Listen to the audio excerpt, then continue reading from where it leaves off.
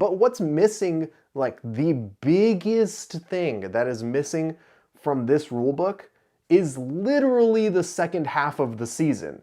There is nothing in this rulebook that talks about the semifinals or the CrossFit Games.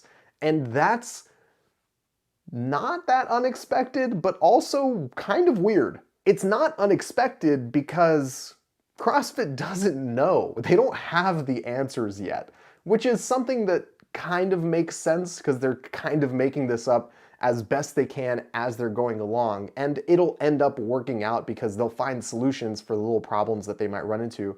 They'll even find solutions for the big problems they're going to run into. But it's not that unexpected that we didn't get details on the semifinals or the games in this rulebook. However, it is kind of weird that we have literally no information. We don't know how many events there are going to be per continent. We don't know how many per event are going to qualify for the games. We don't know any of this. And that is a bit of an issue because for the athletes who that applies to, you're talking about people who actually do this kind of sort of for a living. They have to be able to make some arrangements at least a few months in advance. And guess what? It's January. These events are slated to start in May and June. So it's not like I'm talking about something that's going to take place 9 months from now.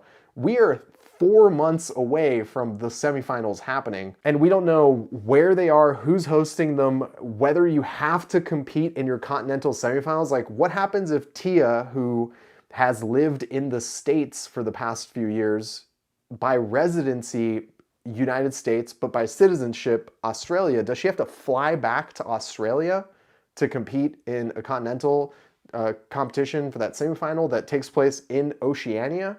The same thing can be said for expats across the world, right? Does an American in China have to fly back to the US to compete, to North America to compete?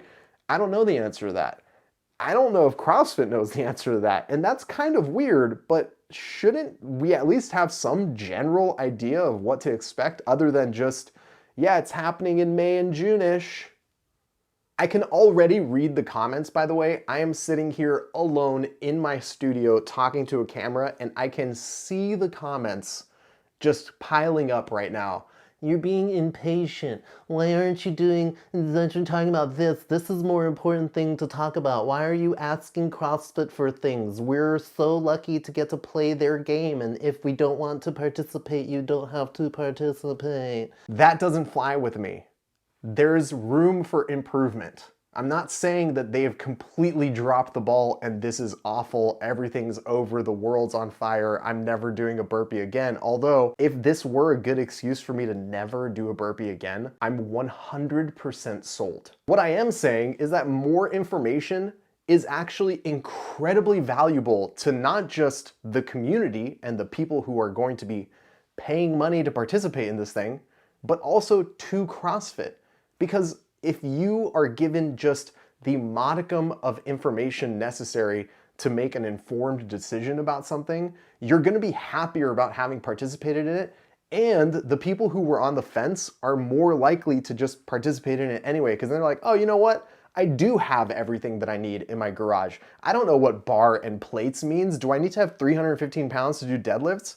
I don't want to do 315-pound deadlifts in my house. That doesn't make any sense. But if I have like just the idea that, hey, you know what, you're gonna need 135 pounds if you're a male and 95 pounds if you're a female. That information is incredibly useful because it tells you, all right, I can pretty easily source this for my home gym in order to participate. It's a win-win, win-win-win situation. That's a lot of wins, and don't we all just want that? Of course, time will continue its inevitable march forward, and we will end up getting some details about these things at some point or another. It would blow my mind if the quarterfinals did not come with their own equipment list, because again, at this point, 2 for 2 CrossFit for those online competitions for providing an equipment list. So why not make it 3 for 3 and tell us what the quarterfinals requires us to have as well? And of course, we're gonna get more information about the semifinals, but earlier is better than later. later is worse than earlier.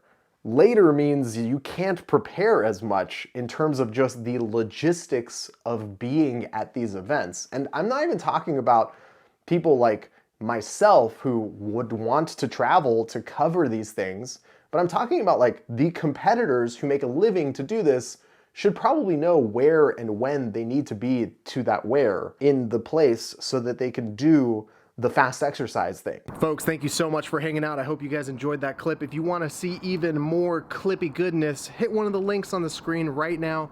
And if you want to see the video that clip just originated from, link is in the description below. Hope you guys check some more stuff out while you're here. Enjoy. I will see you very, very soon. Take care.